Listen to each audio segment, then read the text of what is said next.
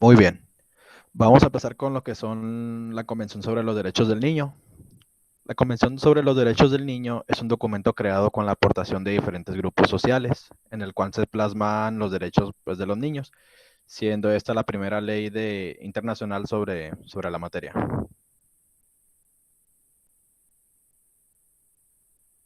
La Convención de los Derechos del Niño surgió con la necesidad social que tenía este grupo pues vulnerable en ese entonces, ya que al ser considerados adultos en pleno desarrollo, no tenían el mismo alcance a la educación, a la salud, y además, además era muy recurrente lo que era la pobreza, debido a que tenían un acceso desigual a otros grupos. Mm, La convención fue aprobada el 20 de noviembre del año 1989, tras un proceso de estudios y aportaciones de los diferentes grupos que duró alrededor de 10 años. Consta de 54 artículos, donde se les reconoce a los niños pues, como sujetos de derecho. Ya no son reconocidos como objetos o como propiedad de sus padres. Es un grupo independiente de derechos para opinar libremente y asociarse, y así fomentar su desarrollo tanto físico, mental y social. Esta convención es una ley de carácter obligatorio para todos los estados firmantes. Son alrededor de 195 estados hasta el día de hoy. Deben rendir estos constantemente un informe al Comité de Derechos del Niño sobre cómo están aplicando pues las medidas que establece este documento. Esta convención es el tratado de derechos humanos más ratificado de la historia. ¿Por qué? Porque inspiró a los gobiernos a modificar las leyes, las políticas, incluso a no solo modificarlas, sino a implementar pues, nuevas leyes para así facilitar el acceso a la nutrición, a la salud, a la educación, para que los niños pudieran desarrollarse adecuadamente.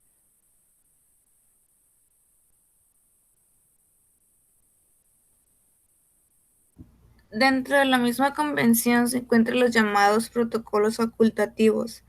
Esos protocolos son instrumentos que refuerzan las normas y obligaciones contenidas en el articulado de la convención y que ofrecen una mayor protección y apoyo especial a los niños, niñas y adolescentes. Existen tres de ellos. El primero es el relativo a la participación de niños en los conflictos armados. Establece que a los 18 años como la edad mínima para el reclutamiento obligatorio. Asimismo, exige a los estados que hagan todo lo posible para evitar que individuos menores de 18 años participen directamente en las hostilidades.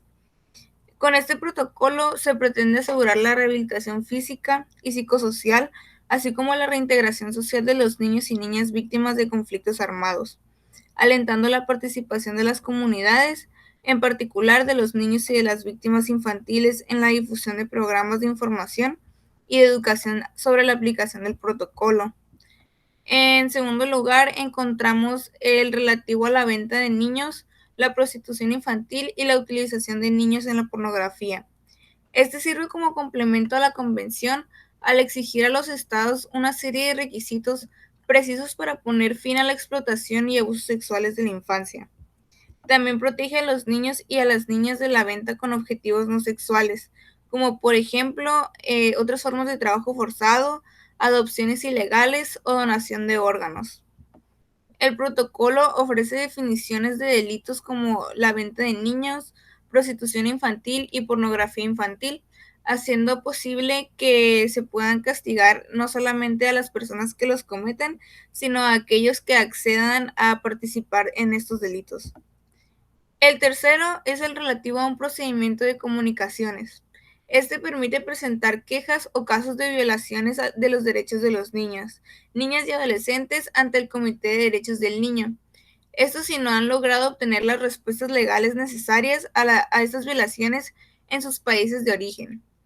Esto representa un gran avance ya que sitúa en el mismo nivel los derechos de los niños y las niñas que los de los adultos, dado que podrán apelar a un instrumento de derecho internacional ante las Naciones Unidas para defenderse de las situaciones de vulnerabilidad. Pues gracias a la adición de este protocolo, los niños, niñas y adolescentes van a tener una mucho mayor protección en el ámbito internacional para lograr que efectivamente se respeten y se cumplan sus derechos humanos.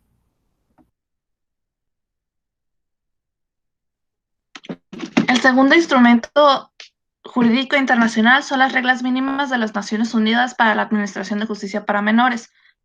En estos se encuentran divididos principalmente, el primer punto son los principios generales, el cual son las orientaciones fundamentales que se encargan de ver y proveer bienestar al menor y a su familia y ver que se garanticen el cuidado y las condiciones en las que el menor va a tener que ir presentando conforme esté presentado a la comunidad durante el tiempo en que solamente dure siendo un menor.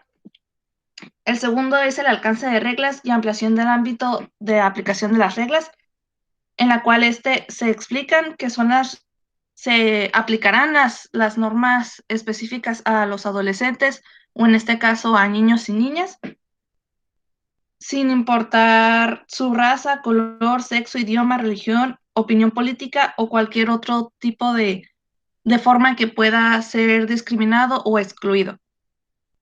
El segundo punto es la mayoría de edad penal, los objetivos de la justicia de menores, alcance de las facultades discrecionales y de hecho los menores que, justo como su nombre dice, se va a tener que hacer un análisis sobre el adolescente y cómo es que, dependiendo de cómo es que esté formado él, se va a tener que aplicar sus penas y cómo será el proceso para poder incluirlo a la comunidad.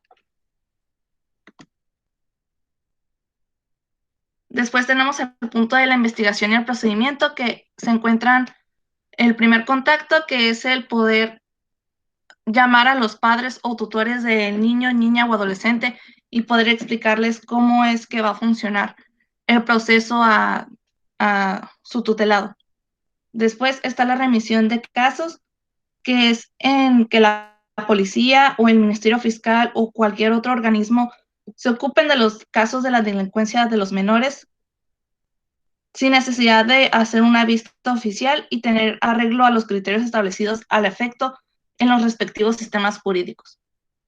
Después está la especialización policial y prisión preventiva, en la cual se tendrá que hacer una impartición de formación especializada a todos los funcionarios encargados de hacer cumplir la ley que intervengan en la administración de justicia de menores, ya siendo como inicio a la policía, y solo se aplicará la prisión preventiva como último recurso y durante el plazo más breve posible.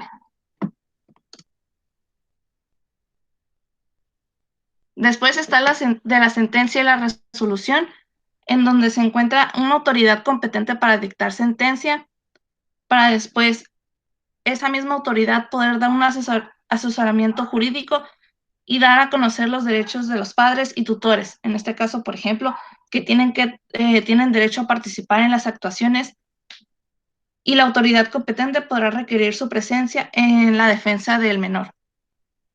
Después se encuentran los informes sobre investigaciones sociales. Estas son para facilitar la adopción de una discusión justa por parte de la autoridad competente, y a menos que se trate de delitos leves, ante que esa autoridad dicte una resolución definitiva, se efectuará una investigación completa sobre el medio social y las condiciones en que se desarrolla la vida del menor y sobre las circunstancias en las que se hubiere cometido el delito. Después está la pluralidad de medidas resolutorias.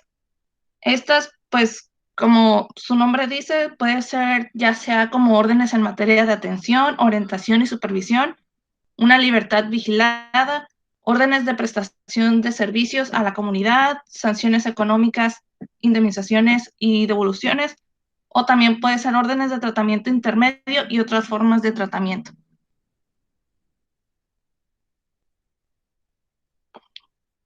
Aquí mismo también está el carácter excepcional del confinamiento en establecimientos penitenciarios, el cual, pues, es el confinamiento de los menores en establecimientos en los cuales se utilizará en todo momento como último recurso y por el bien breve de un plazo posible. Y por último se encuentran los registros, los cuales son pues los registros de los delincuentes menores que no se utilizarán en procesos de adultos relativos a casos subsiguientes en lo que esté aplicado del mismo delincuente.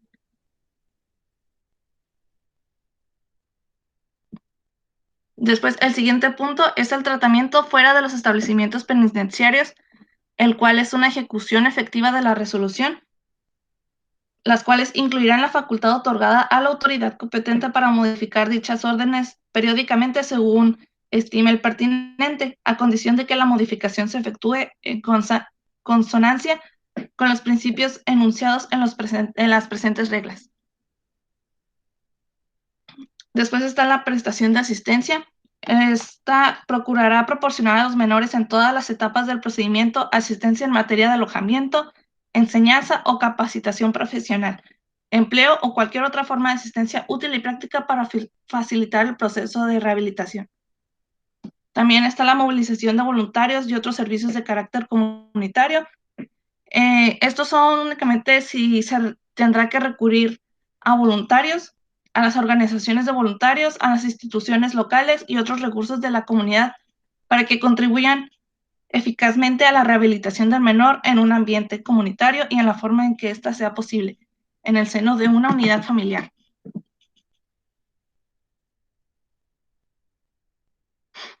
Luego están los objetivos de tratamiento en establecimientos penitenciarios, los cuales son la capacitación y el tratamiento de menores confinados en establecimientos penitenciarios, los cuales tienen por objeto garantizar su cuidado y protección, así como la educación y la formación profesional para permitirles que tengan un desempeño en un papel constructivo y productivo en la sociedad. Después está la aplicación de las reglas mínimas para el tratamiento de los reclusos aprobados por las Naciones Unidas, las cuales sirven para el tratamiento de los reclusos figuren entre los primeros instrumentos de este tipo de promulgados por las Naciones Unidas. Es decir, se les reconoce que dichas reglas han tenido consecuencias a escala mundial, pese a que hay países en los que se aplicarán es más una aspiración que una realidad. Estas reglas siguen ejerciendo una importante influencia en la administración humanitaria y equitativa de los establecimientos correccionales.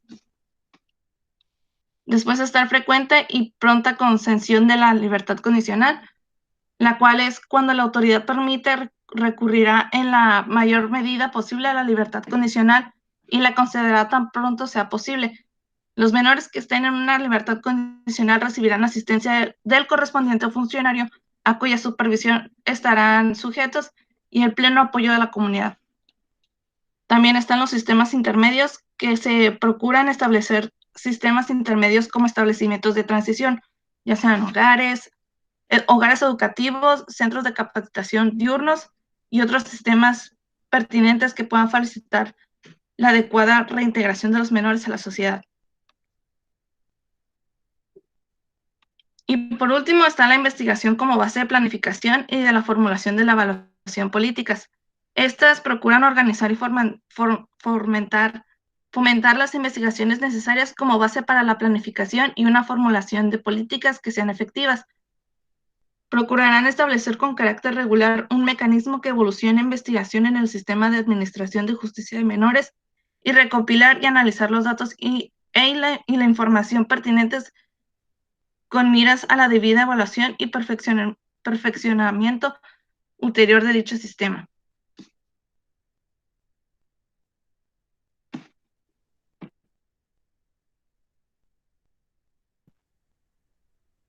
Directrices de las Naciones Unidas para la Prevención de la Delincuencia, que se centran en el bienestar de los jóvenes desde su primera infancia. Principios fundamentales. Es una parte muy esencial prevenir el delito en la sociedad, orientando a los jóvenes a la realización de actividades socialmente útiles para no adquirir actitudes criminológicas.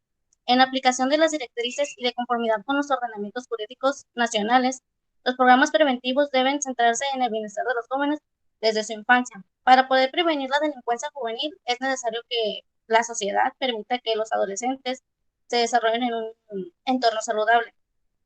Debe también reconocerse la importancia de aplicar políticas en contra de la delincuencia y aplicar medidas que eviten el castigo de los niños por actos que no tienen gran impacto en su desarrollo. Entre las políticas y medidas que deberían incluirse para prevenir la delincuencia está la creación de oportunidades educativas, en particular para los jóvenes que están en riesgo y necesitan cuidado o protección especiales, formulación de doctrinas y criterios especializados para la prevención de la delincuencia, el reconocimiento del hecho de que el comportamiento o la conducta de los jóvenes suelen ser muy frecuentemente que pasan por un proceso de maduración y crecimiento, y la creación de oportunidades en particular educativas para poder atender las diversas necesidades de los jóvenes.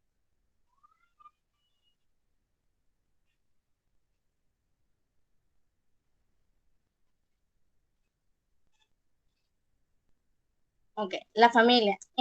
En cuanto a la familia, las directrices y políticas que se deberían aplicar es que, para empezar, en la sociedad, la prioridad es el bienestar de la familia y de todos sus miembros, dado que la familia es la unidad central en la cual el infante se desarrolla. La sociedad tiene la obligación de ayudar a la familia y cuidar y proteger al niño y asegurar de su bienestar físico y mental. Los gobiernos deberán adoptar medidas para fomentar la unión y la armonía de la familia, así como que también los gobiernos tienen la obligación de dar a todos los jóvenes acceso a la enseñanza pública, fomentar y desarrollar todo posible la personalidad, capacidad física y mental de los adolescentes. Al igual que ofrecerles información y orientación en lo que se refiere a la formación profesional, las oportunidades de empleo que tienen y las posibilidades de carrera.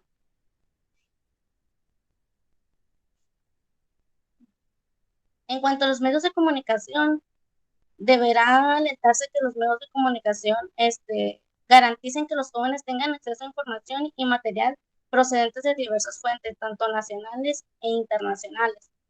También deberá instarse a los medios de comunicación como televisión, radio, internet, que produzcan en lo más mínimo el nivel de pornografía, drogadicción, violencia y mensajes que desfavorecen, que es desfavorable para la violencia y la explotación. Los organismos gubernamentales deberán asignar elevada prioridad a planes y programas dedicados a los jóvenes y suministrar suficientes fondos para los recursos de otro tipo, como prestar servicios eficaces para los adolescentes. Los gobiernos también deberán promulgar y aplicar leyes y procedimientos especiales para fomentar y proteger los derechos de los niños, así como el bienestar de los jóvenes. Deberán aprobarse y aplicarse leyes para limitar y controlar el acceso de los niños y jóvenes como son los medios de comunicación, que es el internet, el acceso que tienen a las armas y también la información que tienen sobre el acceso a las drogas y otros medios que pueden tener repercusiones en su desarrollo.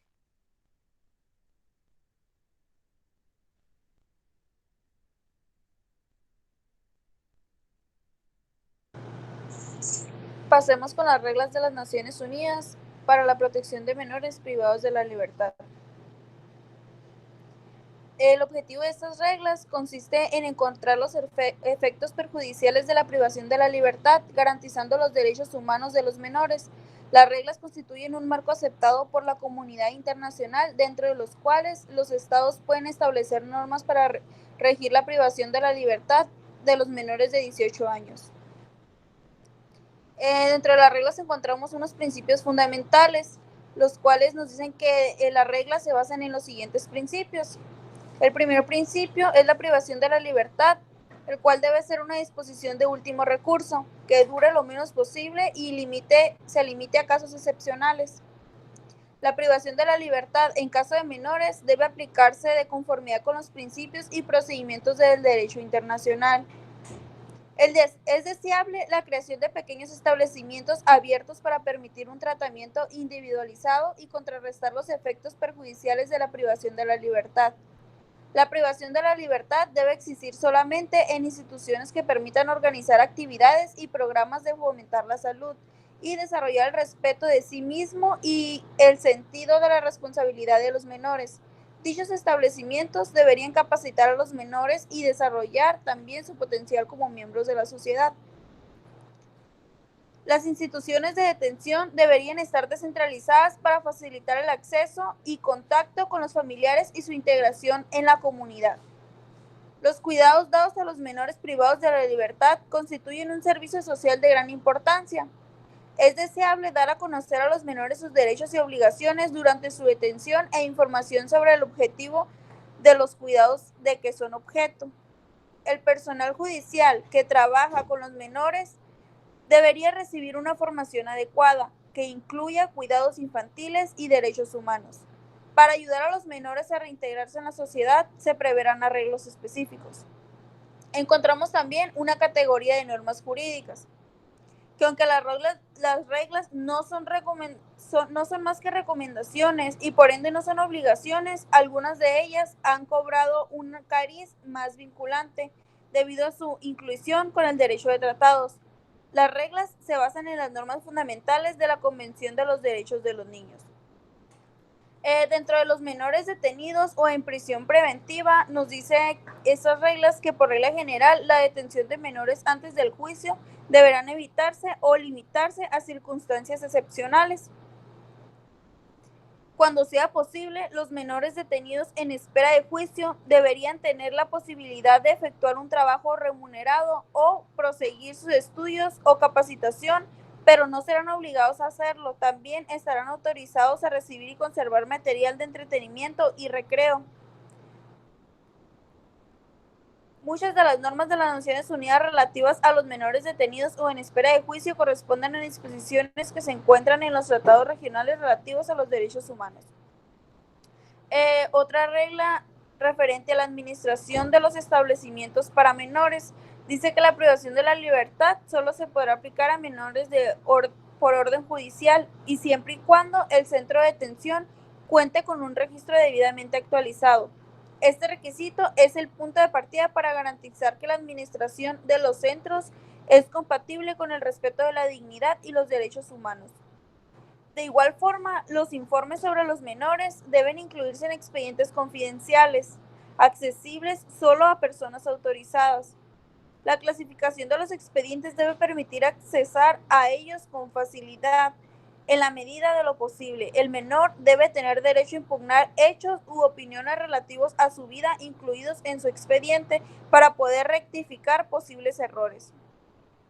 Referente al ingreso, inscripción, desplazamiento y transferencia, encontramos que todos los centros de detención de menores deben de contar con un registro completo y protegido en que se recogen los datos y la identidad del menor, los hechos, razones y autoridad que dieron lugar a su procedimiento, la fecha y la hora de su ingreso, transferencia o liberación y los detalles de las notificaciones remitidas a sus padres o tutores. También deberán incluirse los detalles relativos a cualquier problema de salud física y mental. Para que el menor conozca sus derechos, se le entregará un ejemplar de las reglas de admisión en el centro. Dichas reglas deberán mencionar por escrito los derechos y obligaciones del menor en forma inteligible para él.